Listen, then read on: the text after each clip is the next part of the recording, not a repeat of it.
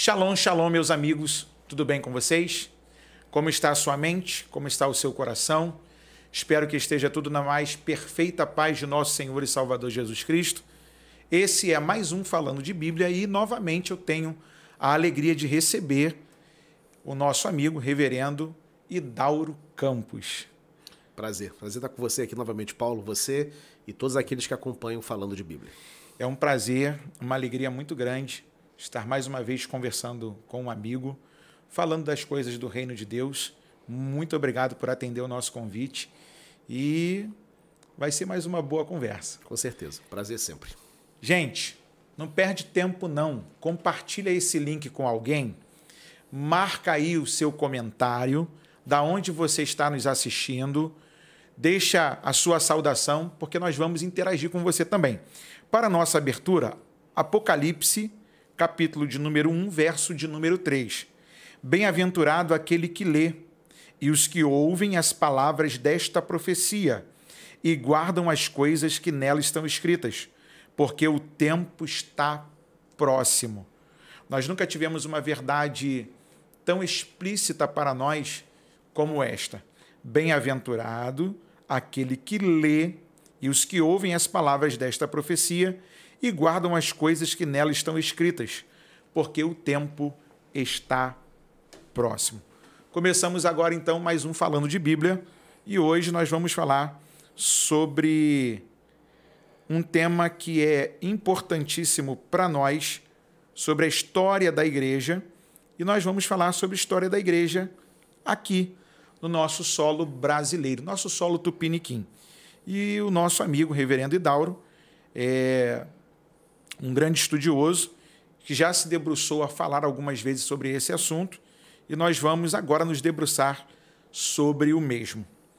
Como foi a inserção da igreja protestante no Brasil? Maravilha, Paulo. A história da igreja evangélica no Brasil, ela tem um início bastante curioso, bastante peculiar. Antes de falar da inserção intencional, né, dos missionários que tentaram plantar o trabalho evangélico no Brasil, inserir uma igreja evangélica no Brasil, é importante a gente ir lá no século XVI e falarmos de três personagens que eles eram luteranos, eram alemães e que estavam no Brasil, mas não para pregar o evangelho. Eles estavam no Brasil como aventureiros, porque vieram trabalhar como exploradores das terras brasileiras. O primeiro deles, um homem chamado Heliodoro Essos, que desembarca no Brasil em 1530. E o interessante em torno de Heliodoro Essos, que se estabeleceu na província de São Vicente, que depois se tornaria o estado de São Paulo, ele era sobrinho de um amigo de Martinho Lutero. Então ele era próximo do reformador alemão. A reforma protestante aconteceu em 1517, e você saber que 13 anos depois, 1530, você já tem um protestante luterano próximo a Lutero aqui no Brasil, é muito interessante. Só que ele não tinha nenhum compromisso com pregação. Ele era um comerciante, ele trabalhou inclusive como escrivão no que a gente chamaria hoje de cartório nessa província em São Vicente. Isso em 1530. 4 anos depois, 1534, o Brasil vai receber a visita de um outro luterano, que não se declara, porque na tripulação da embarcação onde ele estava, todos eram católicos. E havia, na época, um conflito entre católicos e protestantes. É um homem chamado Urico Smidel. E ele também é um explorador, inclusive ele não fica só no Brasil, mas ele vai também na região do Paraguai, do Uruguai, da Argentina, explorar as matas, as riquezas, a madeira, a fauna e assim por diante. Isso em 1534. E até a década de 50, quando vai aparecer um homem chamado Hans Staden, esse é mais conhecido. Hans Staden tem vários livros publicados sobre ele. Quando ele vem para o Brasil, ele sofre um naufrágio ali em Bertioga, em São Paulo, e ele é capturado pelos índios da tribo dos Tupinambás. É ameaçado de ser devorado, porque os índios Tupinambás eles eram canibais, e ele reage àquela prisão, aquele confinamento, orando, cantando e às vezes chorando, o que inclusive despertava curiosidade e até uma certa ira por parte dos índios. Ele chegava a dizer que o Deus, o Deus que Hans Stade confiava, levava ele a ficar amedrontado na hora da morte, esse Deus não era muito confiável. Ele deixava o Hans Stade mais abatido na sua fé. O fato é que ele consegue escapar daquele confinamento, chega na praia, onde tinha uma embarcação, e ele consegue acesso a essa embarcação e volta para a Europa. E lá na Alemanha ele escreve um livro que é traduzido no século XIX, publicado em português, onde ele fala sobre essa experiência, tanto do naufrágio como da prisão entre os índios da tribo dos Tupinambás. Ele é um personagem muito interessante, Hans Stade. Então são 3 luteranos que podem ser considerados os precursores do protestantismo. Só que eles não tinham nenhuma intenção de pregar o evangelho. Hans Stade também era um explorador. Ele estava aqui para ganhar dinheiro com a exploração da mata, dos minérios e assim por diante. Falando de um protestantismo intencional, a primeira iniciativa é na década de 50, 1557, quando desembarca aqui na Baía de Guanabara um grupo de huguenotes, que eram os calvinistas da França, enviados por João Calvino, e ali era um projeto colonial, não era só pregação do evangelho, era um projeto de poder, de expansão da França para outros domínios. E claro, como a religião e o Estado caminhavam juntos, quando os exploradores desembarcam na Baía de Guanabara, trazem consigo a fé. E a fé que estava sendo compartilhada por aqueles colonizadores era a fé protestante, a fé calvinista francesa. Então, já no século XVI, o que você vai ter no Brasil? A presença de 3 luteranos que não têm nenhum compromisso com pregação, estão aqui para ganhar dinheiro, e você tem a presença huguenote por volta de 1557. Era um projeto de colônia, projeto de poder, mas também um projeto de inserção da fé evangélica, da fé protestante aqui. Apesar de muita gente ainda ter algumas dúvidas sobre Calvino, o seu maior palco, né, é na Suíça, Genebra. Mas ele era francês. Ele era francês, ele nasceu em Noyon. E é bem interessante porque quando o senhor cita a questão dos huguenins, eles têm essa influência calvinista. Sim. E essa influência é, de fato, não só uma questão de colonização, mas também de exposição à palavra de Deus, sim, né? Sim. Porque um dos feitos de Calvino é a exposição bíblica de uma forma bem clássica, e as pessoas também tendem a falar que o calvinismo não evangeliza. E aí é uma grande queda, né, nesse pensamento quando o senhor apresenta Sim. a questão de eles transportando pessoas Sim. para pregar o evangelho. Calvino tinha uma consciência missológica. Calvino tinha, tanto que o próprio envio de huguenotes aqui para o Brasil é a grande demonstração. E o interessante é que esse envio acontece porque essa tripulação de huguenotes desembarca em 1557, como eu disse, mas 2 anos antes é quando os franceses desembarcaram aqui, 1555. E o Villegagnon, ele era o representante da coroa francesa aqui na Baía de Guanabara. É ele quem manda a carta dizendo, olha, encaminhe pessoas versadas na religião para que possamos pregar, inclusive para os indígenas, e batizar os indígenas. É ele quem envia a carta chega em João Calvino.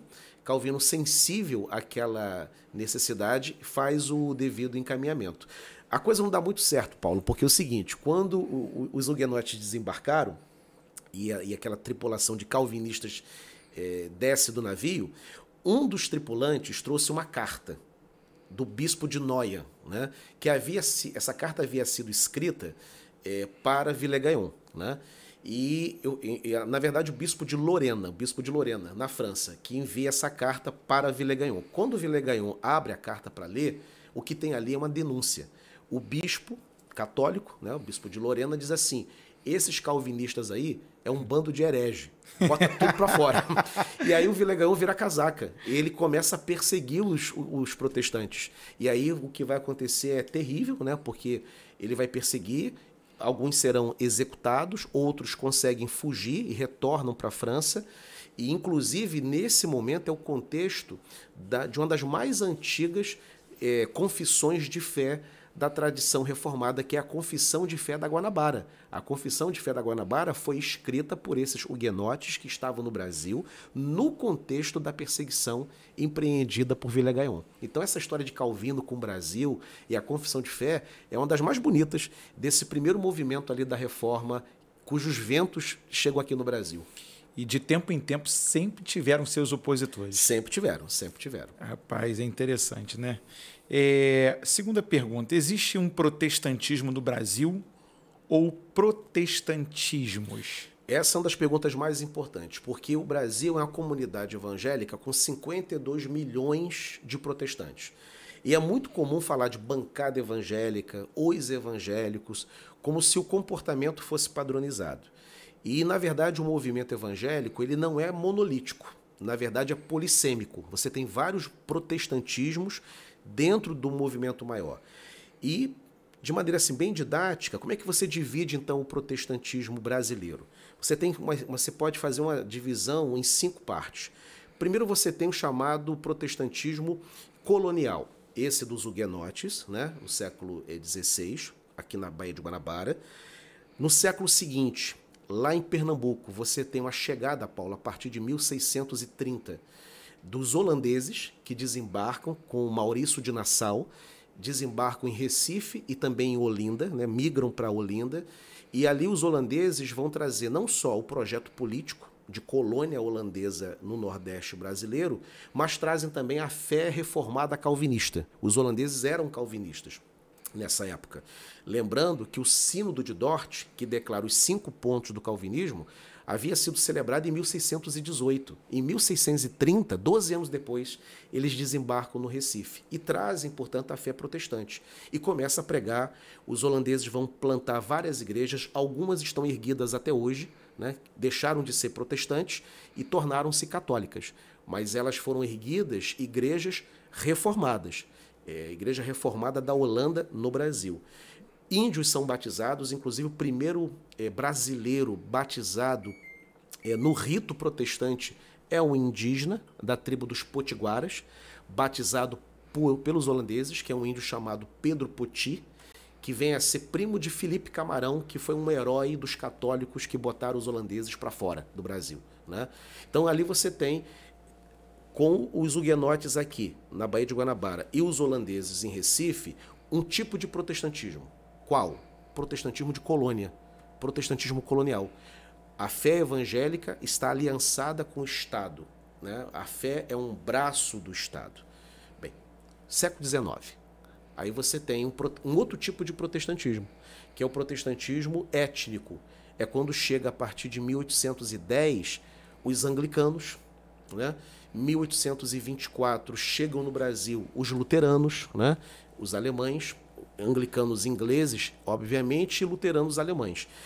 Só que esse protestantismo, chamado de protestantismo étnico, ou então protestantismo de imigração, ele é um tipo também bem peculiar de protestantismo, porque não havia nesses anglicanos e nesses luteranos nenhuma intenção de evangelizar brasileiros.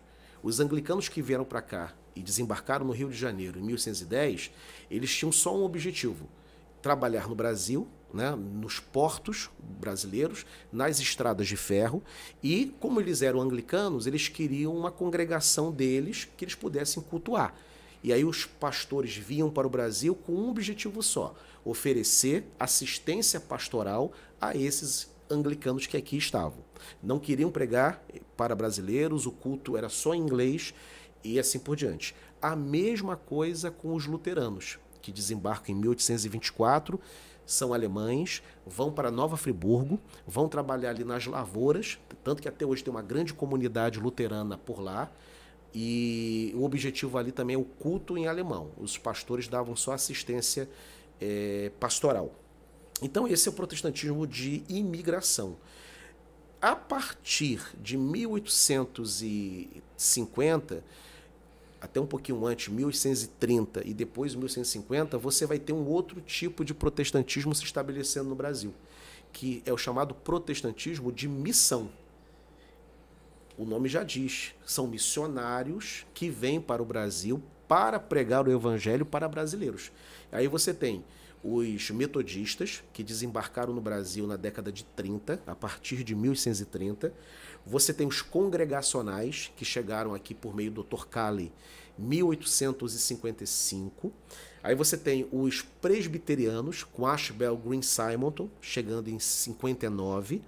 E você tem os batistas, a partir da década de 70, 1870 e pouco, chegando primeiramente em São Paulo e na década de 80 chegando em Salvador. Metodistas, congregacionais, presbiterianos e batistas, esse tipo de protestantismo já é um protestantismo que quer alcançar o brasileiro. Então já prega em português, né? Embora os metodistas não lograram êxito. Eles abrem a missão na década de 30, mas a missão fecha, né? Não consegue avançar. Os congregacionais pregam e dá certo, né? Tem uma igreja plantada e o trabalho congregacional começa. Presbiterianos também, batistas então nem se falam, uma grande comunidade. Depois que os metodistas retornam, porque a missão fecha na década de 30, reabre na década de 70 e aí os metodistas se estabelecem em definitivo. Esse protestantismo é um protestantismo proselitista, né, evangelístico, missiológico, né, e litúrgico. Você tem uma liturgia em português. Esse é o protestantismo de missão. Aí vem o século XX. Século XX você tem, em 1910, pentecostalismo, né? Com a Congregação Cristã do Brasil e a chegada dos missionários que darão origem àquilo que se tornou a Assembleia de Deus, né? Tanto o Gunnar Wingren e o Daniel Berg. Isso a partir da década de 10. E década de 50 você vai ter uma segunda onda pentecostal, né? Que é o chamado deuteropentecostalismo, né?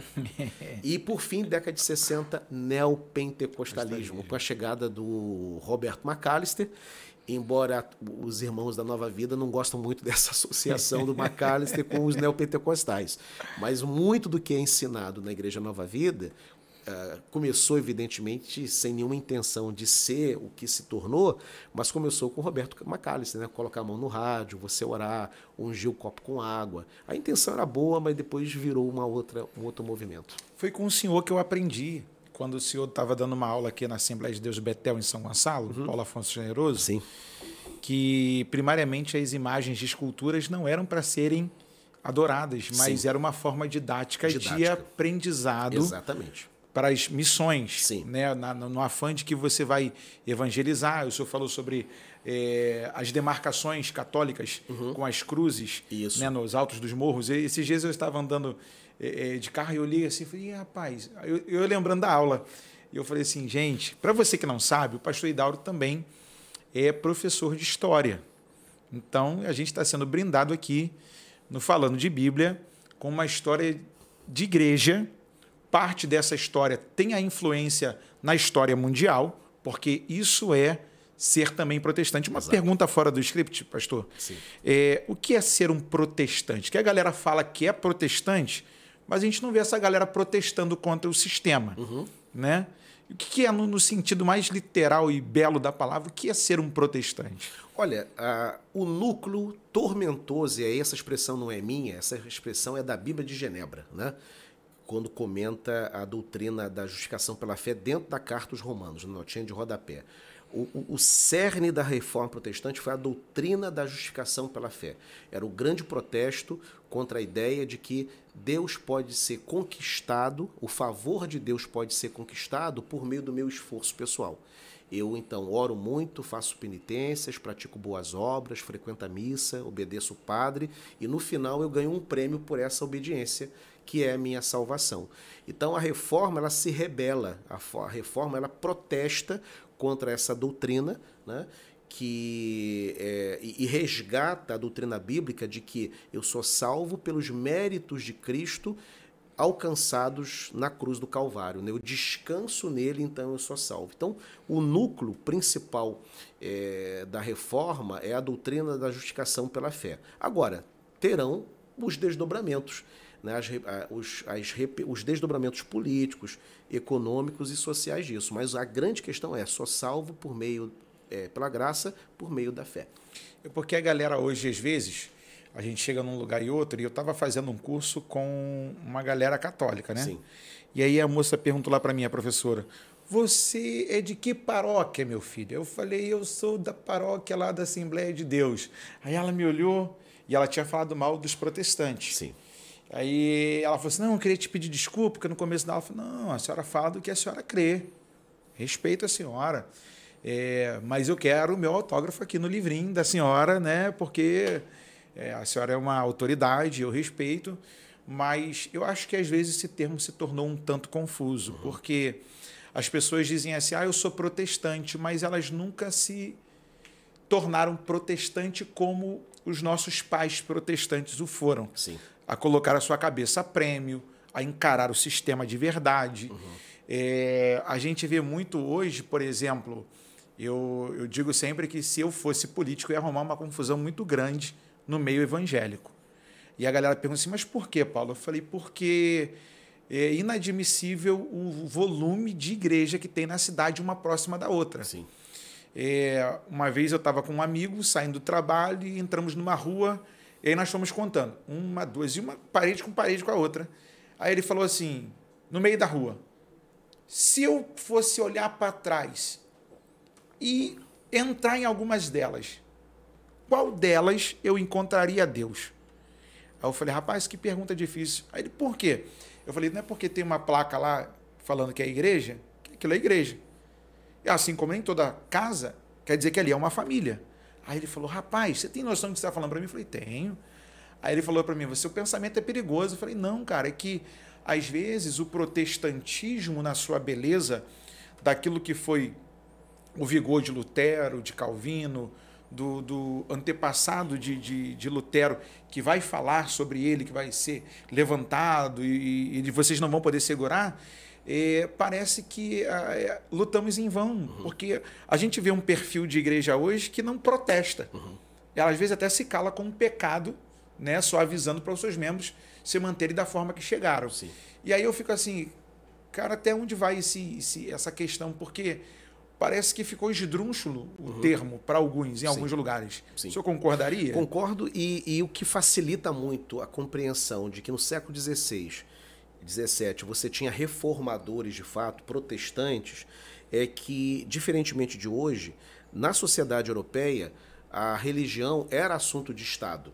Então não era só um resgate doutrinário, não era apenas um assunto que interessava aos crentes, aos que eram da fé.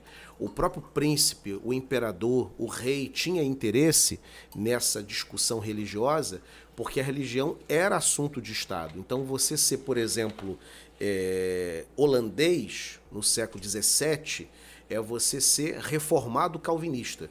Negar o calvinismo era ser católico e aliado da Espanha, que era a adversária mortal da Holanda naquela época. Então você não tinha opção. Você nasceu no solo holandês, você é reformado, você é um calvinista. Era assunto de Estado, né? Na Inglaterra, você é um anglicano e assim por diante. Então, quando os primeiros protestantes se rebelam, né, e vão fazer as suas pregações, tanto os crentes são alcançados por essa mensagem reformada, como a sociedade era abalada, porque a sociedade olhava a religião, porque a religião era um assunto social, era um assunto político. Hoje não. No Brasil, por exemplo, nós estamos vivendo uma república laica. Uma república laica, ontem inclusive foi aniversário da república, né? A república laica ela surge no Brasil quando vem o advento da república em 15 de novembro de 1889. Até então era um império católico. Então, com a república vem a laicidade do Estado. Então, uma reforma protestante no Brasil, ela não vai despertar tanto interesse da sociedade civil, dos políticos, porque não é um tema ligado ao Estado. A religião é um tema ligado ao seu direito privado. Você crê no que você quiser, né? Na época dos reformadores, não.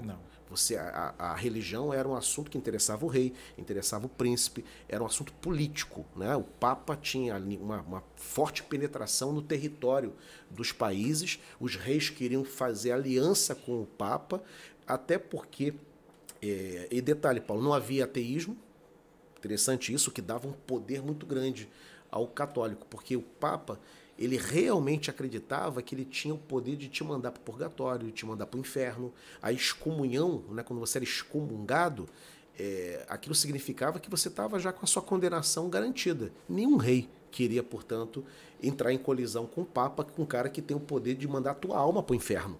Né? E havia um temor muito grande, né, sobre Deus, aquela coisa toda. Então, os reformadores, ao protestarem, eles protestam teologicamente, mas o protesto se transforma também em protesto político, porque a política tinha um holofote, lançava um holofote muito grande sobre o tema da religião. Uma das coisas que eu estranhei na Alemanha, na visita que eu fiz, foi em 2014. 2014, eu fui prestar atenção no comportamento de alguns alemães na praça. Sim.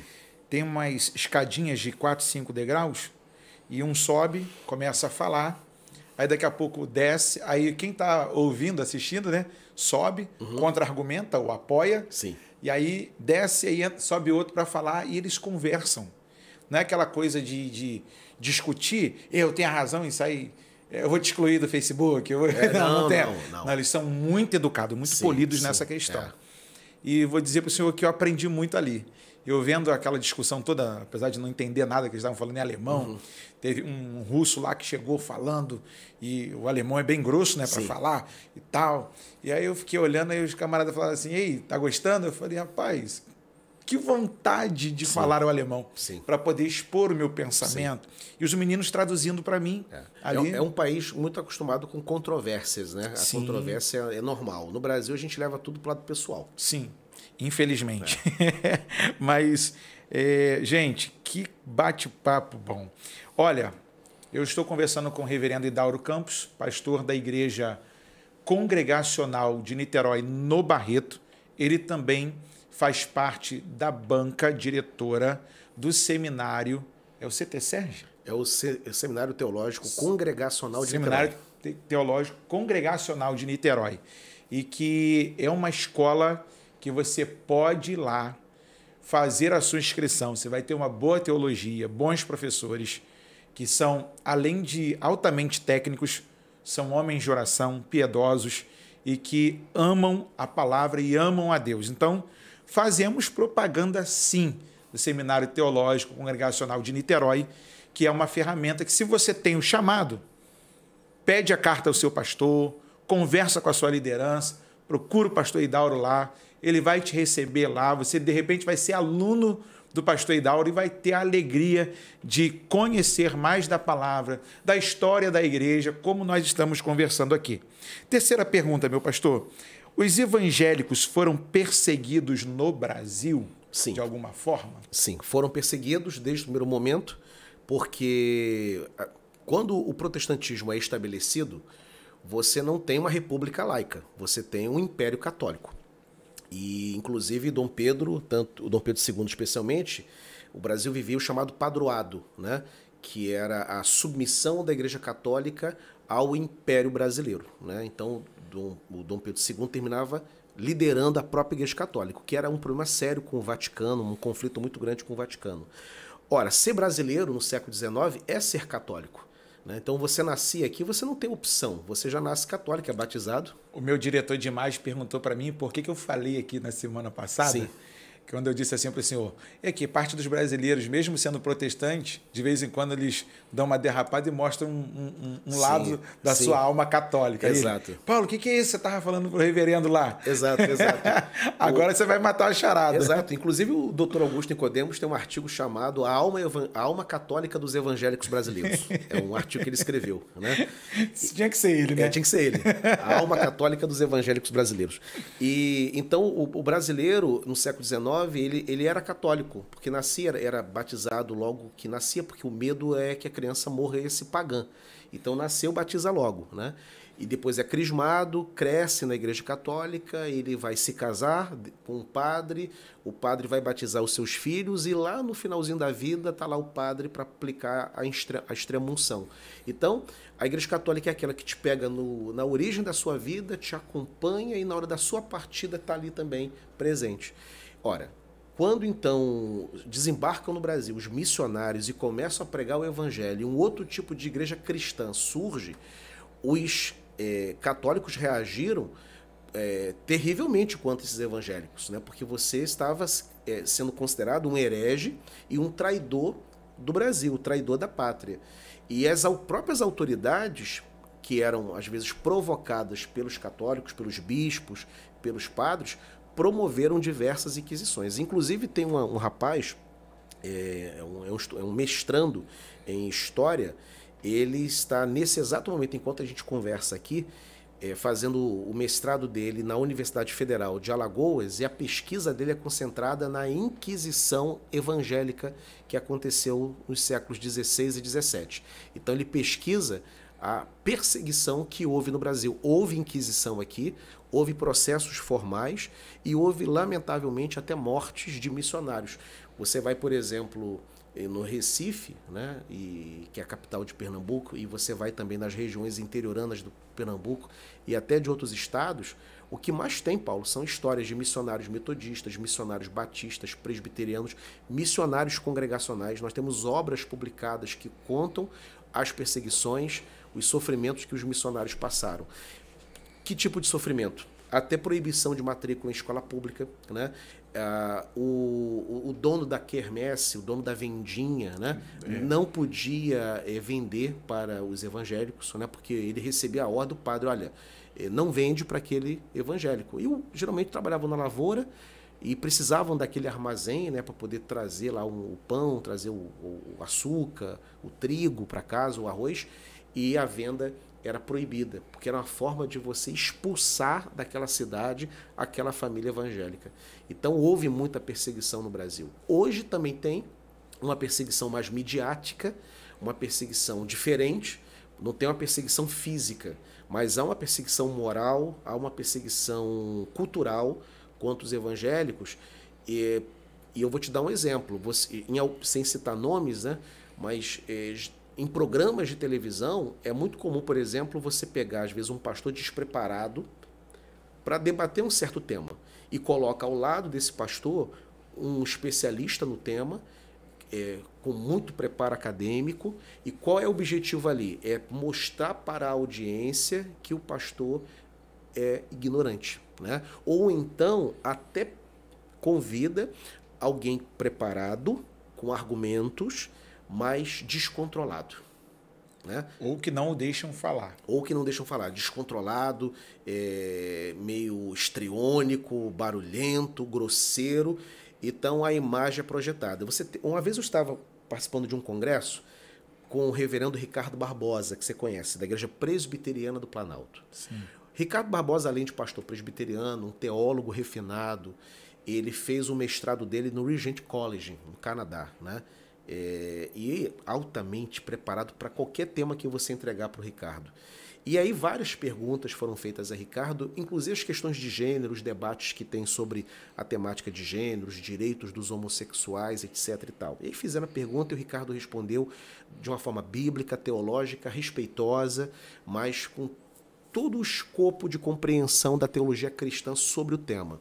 E aí eu fiquei pensando o seguinte, Paulo, nunca as grandes emissoras brasileiras chamarão Ricardo Barbosa. Ele nunca vai receber, por exemplo, um convite do Pedro Bial, porque não é interesse da televisão dizer para a população brasileira que nós temos um pastor conservador, teologicamente falando, com aquele nível de preparo e com a imensa capacidade de debater aquilo que a gente pensa sem ofender quem pensa diferente.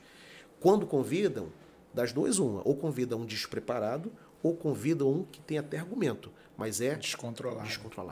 O senhor me fez lembrar duas coisas aqui. Uma foi quando o Ed Renekiewicz participou de um culto ecumênico lá na Bahia. Sim. E um amigo meu estava pregando e estava fazendo um tour, né, durante o dia pela igreja com alguns irmãos.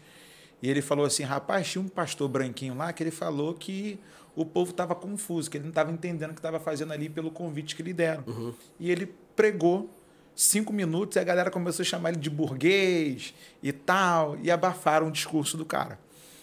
E ele apanhou. A expressão do amigo pregador foi assim, ele apanhou, Paulo, só que ele, na elegância, se manteve firme até o final da cerimônia e foi embora, muito elegantemente. E aí eu fiquei pensando, eu falei, rapaz, é difícil, porque o Ed também é muito refinado. É muito refinado.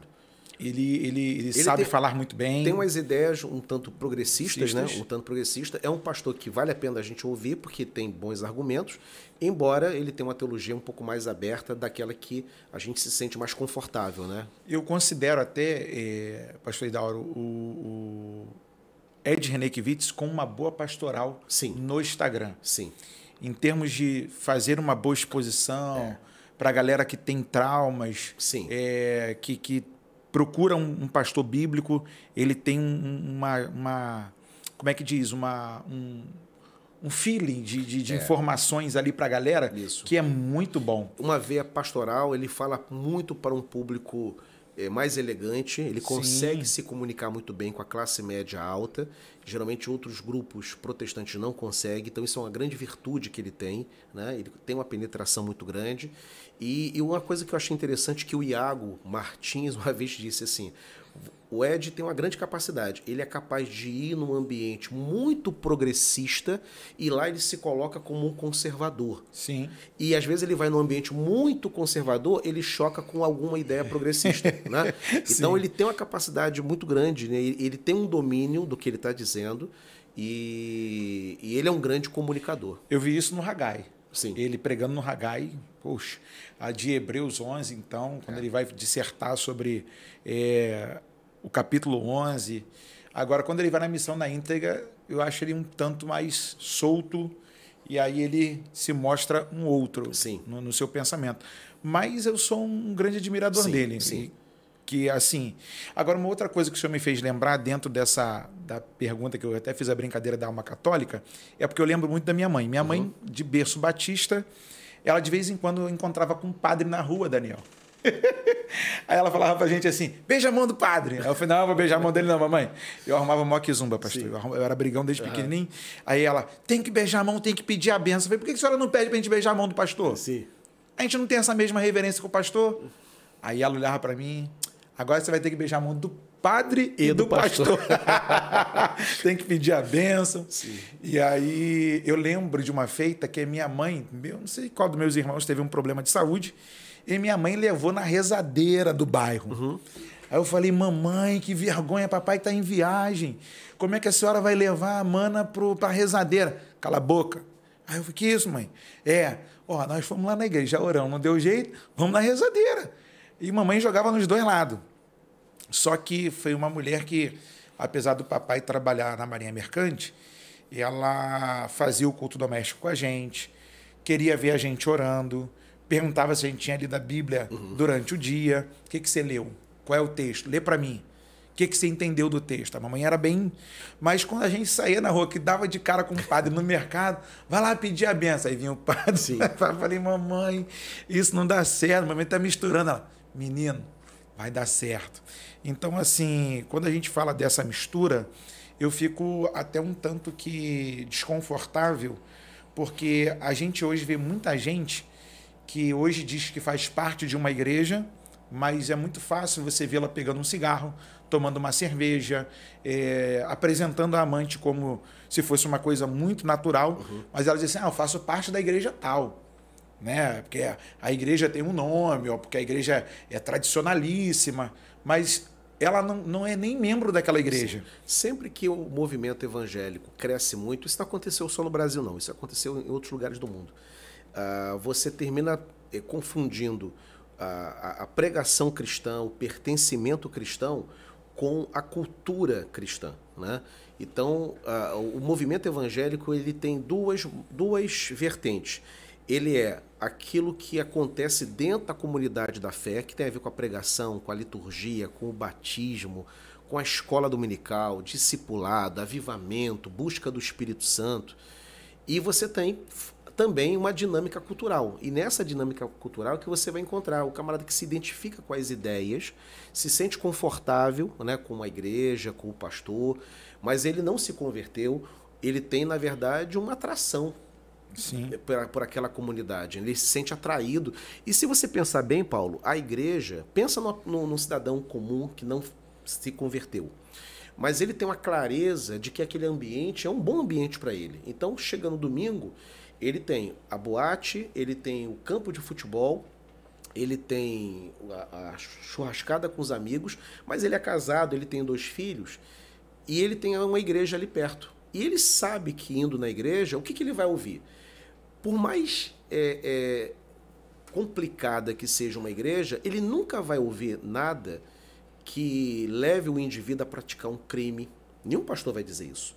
Todos os pastores vão falar de paz, de você ser um cidadão de bem, de você poder pagar os seus impostos, de você ser uma pessoa comprometida com a verdade, com a ética, vai falar da família. Então esse discurso, nesse ambiente, é um ambiente bom para estar, né?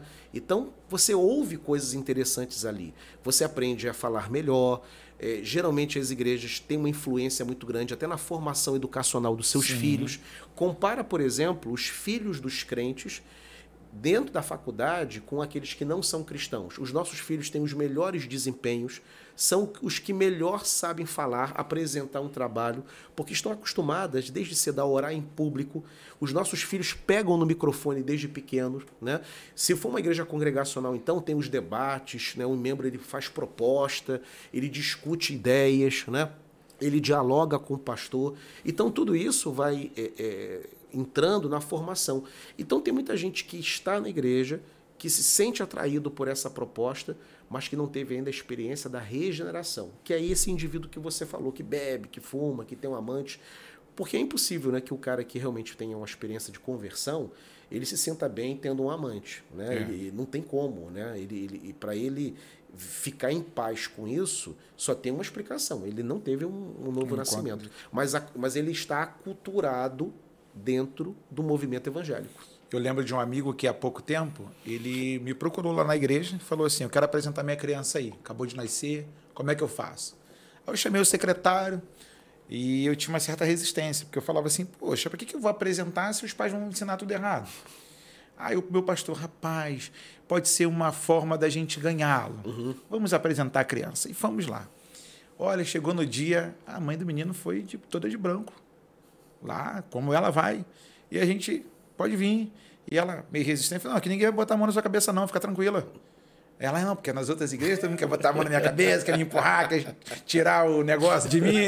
Aí eu falei, não, aqui, eu te garanto, ninguém vai botar a mão na senhora. Pelo contrário, muito obrigado por aceitar a proposta do seu genro em apresentar o seu neto aqui na igreja. É uma alegria para a gente. E o garoto é tão macumbeiro, tão frequentador ao terreiro quanto a família que ele escolheu para casar, para se unir.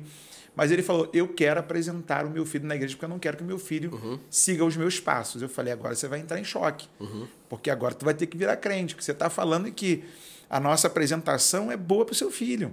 E instruir o menino no caminho que deve andar é você andar com ele, fazer-se um com ele no caminho. E agora? Aí ele, ai meu Deus, vou ter que virar crente igual tu. Eu falei, então vamos embora. E assim, foi muito bom, foi uma experiência rica. Mas, meu pastor, qual a igreja evangélica mais antiga em atuação no Brasil? A mais antiga é a Igreja Evangélica Fluminense, fundada pelo Dr. Cali, que planta o trabalho congregacional no Brasil.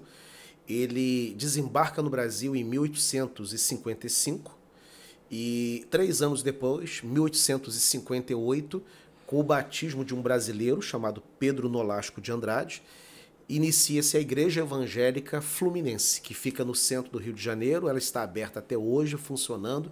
Se domingo você for lá, você vai assistir um culto. O reverendo Paulo Leite é o pastor da igreja já há quase 30 anos. E está aberta desde 1858. É a igreja mais antiga, igreja evangélica mais antiga em manutenção, com culto permanente em língua portuguesa. E é a mãe dos congregacionais. Ela é a primeira igreja congregacional. Ela não leva o nome de congregacional, leva o nome de Igreja Evangélica Fluminense, mas ela é a mãe do congregacionalismo brasileiro. Puxa, que legal. Essa eu não sabia. Ó, tá vendo aí, gente? Você aqui aprende. E por isso que é bom conversar com um professor, tá vendo? E tem um detalhe interessante aí, Paulo, que vale a pena. Por que a primeira igreja congregacional, fundada em 1850, não tem nome de congregacional? Porque o Dr. Cali, quando ele vai fundar a igreja, o nome congregacional era muito forte. Ele era inglês, tanto ele era escocês e a esposa inglesa. Ele de origem da Igreja Nacional da Escócia, de tradição presbiteriana, e a sua esposa, a dona Sara, que funda a primeira escola dominical no Brasil, ela é inglesa. Mas o nome congregacional no século XIX estava queimado nos Estados Unidos, por causa do liberalismo teológico. As igrejas congregacionais abraçaram, né? Na Inglaterra não, na nossa origem. Mas nos Estados Unidos, né, que era a grande exportadora de missionários, o congregacionalismo era muito liberal. Então ele preocupado que houvesse uma associação aqui no Brasil de considerarem que aquela igreja também era liberal, ele rejeita o nome e bota Igreja Evangélica Fluminense. Beberam da fonte lá do Frederic Schleiermacher. Beberam da fonte de Schleiermacher. Beberam da fonte. Schleiermacher era terrível. E o congregacionalismo muito forte nos Estados Unidos abraçou o liberalismo, né? O congregacionalismo, inclusive, que foi responsável pela fundação das primeiras universidades americanas, né? A Universidade de Harvard tem esse nome por causa do pastor congregacional de Massachusetts, o reverendo John Harvard, né? E a Universidade de Yale foi fundada por 13 pastores congregacionais que saíram de Harvard e fundaram a Universidade de Yale, mas depois abraçou a teologia liberal. Eita lá. Quinta pergunta. Quais fatores construíram para que a Assembleia de Deus crescesse e se tornasse a maior denominação evangélica no Brasil? Primeiramente, a própria experiência pentecostal, né? A experiência com o Espírito Santo, a experiência pneumatológica, né? Porque é inegável que a experiência que é chamada de batismo com o Espírito Santo foi um elemento fomentador do evangelismo, da dedicação, né? Do sacerdócio universal, né? Do leigo participando. Todas as outras denominações você tinha um ministério muito magisterial, um ministério muito formal, e a Assembleia de Deus coloca o leigo para falar, o leigo para pregar, né? E tudo isso, o ponto de partida é a experiência com o Espírito Santo. Então o primeiro elemento é esse. Agora, tem um fator também que eu lamento que não aparece muito nas explicações dos principais observadores da Assembleia de Deus, que é um elemento sociológico também, né? Quando a Assembleia de Deus começa na década de 10, a partir de 1910, ela começa lá no Belém do Pará, o trabalho vai crescendo, e quando chega lá na década de 30, entre 30 e 50, vai dar a grande explosão pentecostal no Brasil com os assembleanos. Tem um fator sociológico aí. Na década de 30, Paulo, especialmente em 1930, Getúlio Vargas dá o golpe sobre o presidente Washington Luiz e toma o poder, né? Acontece ali um golpe de Estado, né? E vai começar o chamado Estado Novo, a Era Vargas. O que era o Brasil antes de Getúlio Vargas? O Brasil era uma economia agrária, ancorada especialmente no plantio do café. Tanto que a política praticada na época era chamada política café com leite, que era o seguinte: em cada eleição presidencial, um ano é um político vindo de Minas e no outro ano um político candidato a presidente vindo de São Paulo. Isso era chamada política café com leite, né? O café de São Paulo e o leite de Minas Gerais, né? Quando o Getúlio assume a presidência, ele quer modernizar o Brasil, né? Ele tem uma política econômica muito forte e de industrialização, tanto que é ele que funda a Companhia Siderúrgica Nacional, a CSN, né? E ele vai investir muito na modernização do Estado brasileiro e investimentos sólidos nas grandes capitais. E nas grandes capitais você vai ter a construção civil empregando muito. O que acontece a partir daí? Você vai ter um fenômeno chamado êxodo rural. Aquele boia fria que tem 15 filhos, que mora lá no interior do Brasil, ele vem para as grandes capitais, Belo Horizonte, São Paulo, Rio de Janeiro, ele vem para o Espírito Santo, lá para Vitória, e ele quer trabalhar na construção civil. E ele vem sozinho, porque ele não pode trazer a mulher com os 15 filhos, né? E ele é católico. E ele vem para cá, consegue emprego, e quando chega no domingo, ele quer ir na igreja. Mas quando ele chega na igreja católica, o que ele encontra? Ele encontra um padre belga, ou espanhol, ou italiano, ou holandês. Eu fui batizado por um padre holandês, né? E esse padre, de acordo com a liturgia da época, pregava em latim e de costas para a congregação. O cara é boia fria, o cara não sabe ler, né? Ele não entende lufas que o padre está dizendo. Lá na terrinha dele, o padre batizou ele. Ele conhece o padre, daquela capelinha, daquela paróquia. Na grande capital ele não conhece, e as igrejas são suntuosas. O padre é uma autoridade, né? O padre almoça com o prefeito, com o governador, né? Com o chefe, o delegado de polícia. Não vai dar bola para um boia fria. Bem, o que acontece com isso? Ele não se encontra, mas ele é cristão, ele é católico. Ele quer domingo estar na igreja dele. Trabalhou de segunda a sexta, está longe da família, está vivendo em solidão aqui, e ele quer estar perto da igreja. E aí ele não vai mais na igreja católica. E o que ele procura, então? Uma igreja presbiteriana. Mas quando chega na presbiteriana, o que ele encontra? Um pastor branco, formado nos Estados Unidos, muito culto, falando para um público de classe média. Esse boia-fria não se encontra. Ele vai na luterana, só encontra lá gente mais branca ainda, falando em alemão, ninguém dá bola para ele. Ele vai na batista, também não dão bola para ele. Vai na congregacional, também.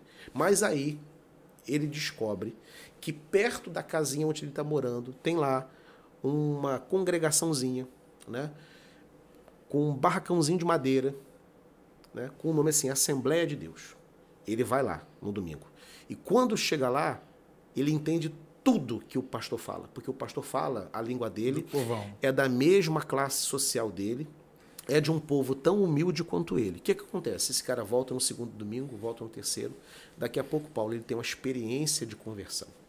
Nessa experiência de conversão, ele deixa de beber, ele deixa de fumar, ele deixa de gastar dinheiro com prostituta, né?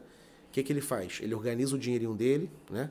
Ele até ajuda na congregação, ele pinta a congregação até melhora o seu aspecto, e ele parou de beber, parou de gastar dinheiro com mulher. O que ele faz? Ele agora tem condições de fazer o quê? De trazer a esposa com os 15 filhinhos dele. A esposa e os 15 filhos vão vir para a Assembleia de Deus, né? Que vai ficar ali. E esse camarada, não só ele faz isso, como ele é valorizado, né? Daqui a pouco, ele está na porta. Ele é um porteiro da igreja. Pela primeira vez na vida, ele bota um blazer. Ele era boia fria. Ele nunca botou um terno na vida, mas na Assembleia de Deus ele coloca uma gravatinha, né? Daqui a pouco ele é diácono da casa de Deus. Isso é muita coisa na cabeça do cara. Sim. Daqui a pouco ele está pregando. E ele que era um boia fria, que ninguém ouvia o que ele tinha a dizer, agora ele está no púlpito, ele fala e dão atenção para ele. E daqui a pouco, e se não bastasse, ele ainda é batizado com o Espírito Santo, ele ora em línguas. Ora, essa igreja tem que crescer mesmo. Ela é um fenômeno pneumatológico, ela é um fenômeno sociológico, ela abriu as portas para que a classe mais humilde pudesse entrar para a igreja e é tratada com igualdade, né? Então, e o pastor é igual, cara, fala e tal. Então, essa igreja tinha que crescer. Então, tem um elemento sociológico aí que impulsiona, né, o grande crescimento demográfico da Assembleia de Deus no Brasil. E o que ele não entender, eles falam que é mistério. O que não entender, fala que é mistério. Não conseguiu explicar, é mistério. Como boa assembleano, irmão, eu sei dos Paranauê aí, tá bom? Pastor Idaura é mais polido, mais educado, mais calmo. Eu sou mais esculhambado mesmo. Eu falo, mano, o que tá falando? Não sei, mistério, mas mistério. Que o assembleano tem isso, né? Sim. Quando ele fala um negócio lá que a turma não entende, ou ele se rebuscou demais, ele vê que a turma lá ainda está processando a informação. Entendeu, não, irmão? Senão, se eu tivesse entendido, tinha dado glória a Deus. Eu falei, meu Deus, chamou os irmãos de burro, não pode. Aí, o que a gente faz? Fala que é mistério, irmão. Mas isso é um fenômeno que poucos falam dessa forma. Exato. Inclusive, até os próprios da Assembleia de Deus. Sim. Porque, às vezes, a gente cai na dificuldade de como fazer uma defesa daquilo que nós cremos. Exato. Porque, eu não sei se o senhor vai me entender, hoje, dentro das Assembleias de Deus, tem batido uma onda calvinista muito forte. Muito forte, especialmente no Nordeste brasileiro. E a turma agora diz que Espírito Santo não é mais coisa da gente. Alguns. Sim. Outros já começam a questionar, dizendo assim, pastor, as línguas que a gente fala são línguas mesmo ou eram idiomáticos que estavam lá em Atos 2? Como é que é essa percepção? Aí eu pergunto, você está lendo quem, meu filho? Eu estou lendo Hernani Dias Lopes. Quem que você está lendo lá? Eu estou lendo Augusto Nicodemos. Quem que você está lendo lá? Eu estou lendo o fulano de tal. Eu falei, meu Deus, você está lendo tudo isso? Eu falei, vamos fazer o seguinte, tem um livrinho do Hernandes que ele fala sobre o fogo que se alastra. Ele fala sobre uma questão do Espírito Santo, não vou lembrar do nome todo do livro, mas o Hernandes é bem piedoso. Sim. E eu lembro do dia que eu trouxe Antônio Carlos da Costa na Assembleia de Deus para pregar. Sim. Porque, assim, a Assembleia de Deus, ela te dá um feedback, né? Enquanto você está pregando, o povo, olha aí, olha lá, fala Deus. É isso. É maravilhoso.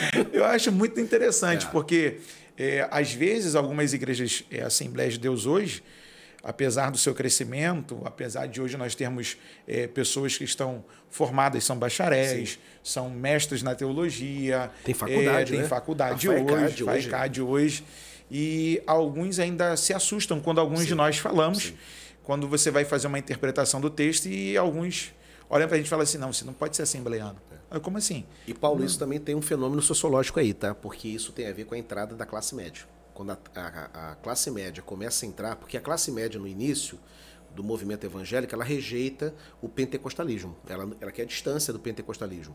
A classe média se sentia confortável entre os protestantes de imigração, os anglicanos e os luteranos, ou os protestantes de missão, metodistas, congregacionais, presbiterianos e batistas. Eram nessas igrejas que a classe média entrava. Ela não entrava entre os pentecostais. Isso vai começar a ser quebrado na década de 60, quando desembarca no Brasil o Roberto McAllister, que vem do Canadá, vai fundar a Igreja de Nova Vida, e a Igreja de Nova Vida é uma igreja de liturgia pentecostal dirigida para a classe média. Tanto que a igreja primeira que ele funda é em Bom Sucesso, e depois a sede é em Botafogo, na General Polidoro, e fica ali até a morte do Roberto. Hoje a sede fica lá no Recreio dos Bandeirantes com o Walter McAllister. Então ali você vai ter um flerte do movimento evangélico com a classe média. E a classe média começa a entrar, né? E ela entra para a Nova Vida, e ela entra para a Assembleia de Deus. E a classe média, querendo ou não, ela é organizadora. Ela planeja, né? Então ela vai institucionalizar aquele movimento, porque começa a entrar gerente de banco, começa a entrar professor universitário, começa a entrar desembargador. Então, a entrada desses atores da classe média vão fazer com que o movimento fique organizado. E, ao organizar, vai vir a institucionalização da Assembleia. Hoje você tem uma grande Assembleia de Deus que continua com a defesa da experiência do batismo com o Espírito Santo, mas com editoras sólidas, com faculdades, com institutos bíblicos, pastores muito bem preparados, teólogos respeitáveis, né? Eu cito até aqui um pastor da Assembleia de Deus do Belém, que é o Caramuru. Ele é juiz. Sim. E ele dá aula na escola bíblica lá. Exato. O cara é fera no grego. Exato. Um cara que é excepcional. Você conversa com ele, a escola bíblica acaba no seu horário e a galera continua conversando com ele. Quando que um juiz entraria, por exemplo, para a Assembleia de Deus na década de 30? Quando você tinha alguém com um pouquinho mais de remuneração dentro da Assembleia de Deus na década de 30 e 40, era do Exército. Ela vai ter, até por causa do modelo, porque a Assembleia de Deus é um modelo episcopal sem bispo, né? É um modelo verticalizado. Você tem o pastor da matriz e as congregações, e ele é o pastor presidente do campo, né? Funciona no mesmo modelo do modelo do episcopado, só que não tem a figura do bispo, embora a Madureira tenha lá o bispo Manuel Ferreira, mas é uma excrescência, é uma coisa exótica, né? Porque a Assembleia de Deus clássica, ela não tem, ela tem o presidente do campo, que é o presidente da matriz, e as congregações. E ele é absoluto, né? Ele pode tirar o reverendo Paulo daqui, da congregação de São Gonçalo, e colocar na congregação de inteira, porque ele quer, assim, né? Então é um modelo verticalizado. E esse modelo verticalizado, que é um modelo de ordem, modelo de autoridade, ele era muito atraente para militares. Então você vai ter, na década de 30, 40, sargentos, capitães, tenentes, até general. O pai do Paulo Leivas Macalão era militar, né? Era militar, se não me engano, era general, inclusive, o pai do Paulo Leivas Macalão. Então, mas era o único segmento mais bem remunerado da sociedade que atraía, né? Que se sentia atraído pela Assembleia de Deus. Médicos, professores universitários, sociólogos não eram atraídos, né? Eles eram pelas igrejas de missão. A partir da década de 60, esse vetor muda com Roberto McAllister. Porque embora o McAllister funda aqui no Brasil a Nova Vida, ele vem das Assembleias de Deus. O pai do Roberto McCallist, saudosa memória, ele era o superintendente nacional das Assembleias de Deus do Canadá. Então ele é mergulhado na tradição pentecostal. Né? Os bisavós dele foram os primeiros missionários pentecostais na Índia. Né? Mas ele é um canadense muito preparado, pregava muito bem. Tem aí, inclusive, no YouTube, quem puder pesquisar as pregações do Roberto McCallist, e ele falava para a classe média. Tanto que quando ele chega no Brasil, ele vai alugar o 7º andar da ABI. Né? O culto da Nova Vida é na ABI.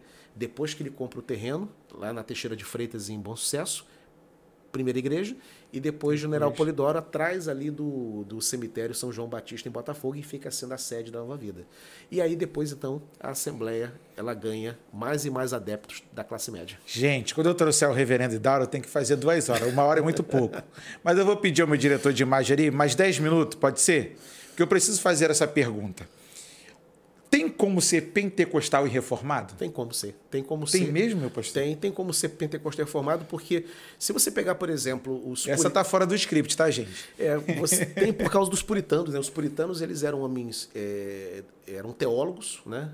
Da escritura, e eles eram homens de oração e de muita experiência com o Espírito Santo. Né? Tanto que alguns críticos do movimento puritano vão dizer que os puritanos são os pais dos pentecostais, porque eles eram profundamente experimentais. A teologia puritana é uma teologia sólida, ancorada nas Escrituras, como palavra de Deus, mas profundamente experimental, né? De você buscar Deus, de ser um piedoso. Então, quando você pensa num pentecostal no Brasil, que abraça as doutrinas da graça, que abraça o calvinismo, você vai ter aqui e ali talvez algum ponto de colisão, mas é possível esse molde, e isso não é novo, não. Vou mandar um abraço aqui para o Jeremias do Couto. Sim. Né, que é amigo também do reverendo. Muito amigo, professor do nosso seminário. É assembleiano. E reformado. Aí de mim, se eu disser que não existe, eu perco amigo. Ó, Jeremias, quero um dia estar com o senhor aqui também, hein? Vou deixar aqui o meu recado. Quero um dia estar aqui com o senhor também, podendo bater um papo de assembleiano para assembleiano. O nosso programa aqui é de uma linguagem interdenominacional. É uma alegria sempre poder receber o reverendo Idauro, e o bate-papo é sempre muito, muito, muito bom. Por que da minha pergunta? Quando eu estive na Inglaterra, eu fiz questão de ir fazer a visita em Westminster. Sim. E lá em Westminster, eu vi alguns lugares que ainda tem as bombas que caíram e não explodiram. Sim. E aí alguém falou... do Lloyd Jones. Do Lloyd Jones. Eu falei assim, rapaz, o que fez esse cara tão diferente? Porque um dos guias falou pra gente assim, Paulo, vou te falar a modo grosso, nu e cru. Vocês só conhecem ou só ouviram falar da intelectualidade do Jones, mas ele também era um homem de oração. Aí eu falei, como, rapaz? Ele falou que um certo membro chega para ele e diz assim, olha, as bombas estão caindo, a guerra está acontecendo, é hora da gente fechar a igreja. Ele, não, é agora que temos que nos reunir e buscarmos a Deus. E naquele período, muitos lugares bombardeados, sim, explodiram. E é super impressionante, reverendo. Você vê literalmente as marcações das prefeituras, né? A prefeitura de lá, mostrando, tem uma plaquinha lá, sim, que aquele lugar ali tem um certo cuidado, porque não explodiu, foi atacado na época tal. E aí tem lá o guia falando, um homem que marcou o seu tempo porque decidiu buscar a Deus em oração. Exato. Não era só um homem bíblico, mas era um homem de oração. E detalhe, o Paulo, o pastor na época era o Campbell Morgan, né, que é quem dá o espaço para Lloyd Jones quando ele morre. Né? Ele convida Lloyd Jones para ser seu pastor auxiliar, e depois então Lloyd Jones assume quando a morte do Campbell Morgan. E quando tem a guerra, a preocupação era geral, né, com a explosão, e Lloyd Jones diz que tinha uma certeza profunda, que Deus havia dado uma certeza profunda, que a capela não seria destruída, que nenhuma bomba atingiria. Isso marca profundamente a experiência dele como pastor da Westminster Chapel. Gente, nosso bate-papo está cada dia melhor, gente. Eu vou fazer mais bate-papo aqui com o reverendo, e eu preciso fazer uma última pergunta. Qual o tamanho da igreja evangélica no Brasil em termos numéricos? Somos quantos, afinal? O IBGE aponta aí para algo em torno de 50 milhões de evangélicos no Brasil. É uma grande comunidade. O já citado aqui, reverendo Antônio Carlos Costa, diz que é o maior movimento social do mundo. Né? Então, somos uma grande comunidade com quase 50 milhões, com faculdades, com editoras, com presença na mídia, presença da política, né? O que representa 50 milhões representa aí mais de 20%, né? Da população brasileira, que é de 207 milhões de brasileiros. Então, há uma presença, né, social, cultural, midiática, política também, mas que a igreja seja reconhecida principalmente não por esses traços, mas que ela seja reconhecida pela pregação do evangelho, a pregação que reconcilia o pecador com Deus, é o meio ordenado por Deus para que a palavra dele possa chegar ao coração dos homens, a pregação, e vidas sejam transformadas. Então é uma grande comunidade que tem suas feiuras, suas dificuldades, mas tem suas belezas também. Afinal de contas, todo domingo quando você chega numa igreja, né, e você vê lá aquela senhorinha, ou um adolescente, ou uma criança, com as mãos erguidas, adorando o Senhor, enquanto houver essa cena, a igreja vai valer a pena frequentar e congregar. Eu comentava com o Daniel antes do senhor chegar que nem Jesus teve membros perfeitos. Não. Tinha um que, além de traidor, era ladrão. O outro era nervosinho. O outro era calminho, maracujina toda a vida. Toda hora queria colocar a cabeça no peito de Jesus para ouvir as batidas do seu coração. O outro começa dizendo que nós vamos lá, vamos morrer com ele. João capítulo 11, falando de Tomé. Daqui a pouco ele quer ver a marca. Sim. Porque se ele não vê, arruma problema. Sim. E você vê que, mesmo tendo Jesus como o melhor pregador, o melhor presidente, no grupo tinha confusões, não é verdade? E a gente vê que não tem como a gente buscar uma perfeição da igreja. Paulo, dos 12, só João permanece ao pé da cruz. Só João. Né? Os 11, um traiu, o outro negou, e 10, né? 9 debandaram.